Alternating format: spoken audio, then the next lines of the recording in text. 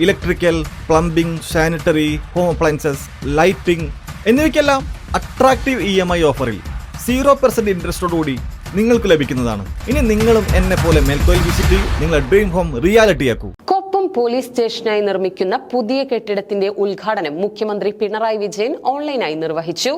Koppam police സ്റ്റേഷനു വേണ്ടി പുതിയതായി നിർമ്മിക്കുന്ന കെട്ടിടത്തിന്റെ നിർമ്മാണോദ്ഘാടനം മുഖ്യമന്ത്രി പിണറായി വിജയൻ ഓൺലൈൻ വഴി നിർവഹിച്ചു. കൊച്ചി, തിരുവനന്തപുരം സിറ്റി എന്നിവിടങ്ങളിലെ പോലീസ് ക്വാർട്ടേഴ്സുകൾ, കൊപ്പം, ചങ്ങനാശ്ശേരി, മയ്യിൽ പോലീസ് സ്റ്റേഷൻ എന്നിവയുടെ ശിലാസ്ഥാപനം അവയും ഇതോടൊപ്പം നടക്കുകയായി.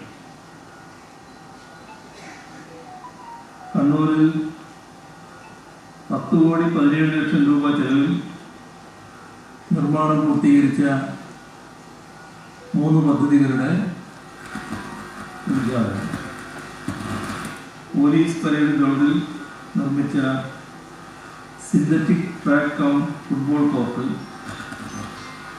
ഇൻഡോർ കോർട്ട്, ജില്ലാ പോലീസ് ആസ്ഥാനത്ത് നിർമ്മിച്ച indoor sports centre cum hall ഇവയാണ് കണ്ണൂരിലെ പദ്ധതികൾ. പുലാശ്ശേരി പാരഡൈസ് ഇന്റർനാഷണൽ കൺവെൻഷൻ സെന്ററിൽ വെച്ച് നടന്ന പരിപാടിക്ക് പട്ടാമ്പി MLA മുഹമ്മദ് മുഹസിൻ അധ്യക്ഷത വഹിച്ചു. ഒരുപാട് വിശദമായിട്ടുള്ള ഒരു പ്രസംഗത്തിന് മുതിരുകയല്ല. നമ്മുടെ ഒരു പ്രധാനപ്പെട്ട ആവശ്യമാണ് കൊപ്പം പോലീസ് സ്റ്റേഷൻ യാഥാർത്ഥ്യമാക്കുക എന്നത്. അത് യാഥാർത്ഥ്യമായി കഴിഞ്ഞു. ഞാനിപ്പോഴും ഓർക്കുകയാണ്, 2016 തെരഞ്ഞെടുപ്പിനെ നേരിടുന്ന സമയത്ത് ഞങ്ങളെല്ലാവരും കൂടി ആലോചിക്കുന്ന സമയത്ത് പ്രധാനപ്പെട്ട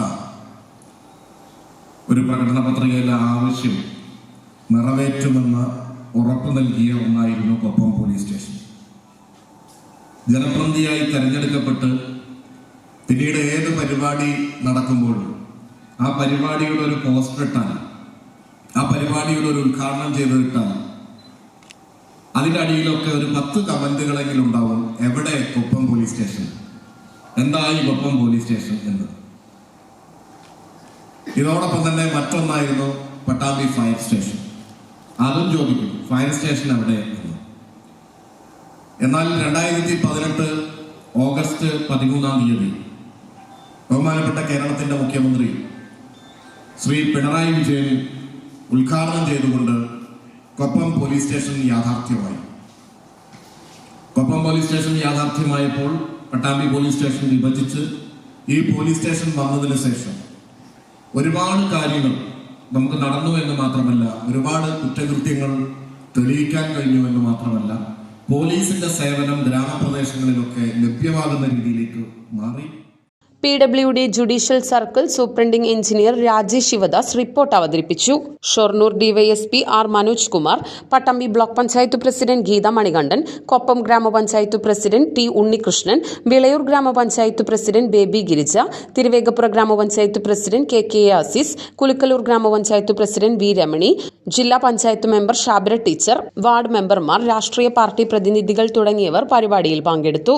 കൊപ്പം വളാഞ്ചേരി പാതയിലെ പുലാശ്ശേരി സ്കൂളിന് സമീപത്താണ് 3 കോടി രൂപ ചിലവഴിച്ച് കൊപ്പം പോലീസ് സ്റ്റേഷൻ കെട്ടിടം നിർമ്മിക്കുന്നത്.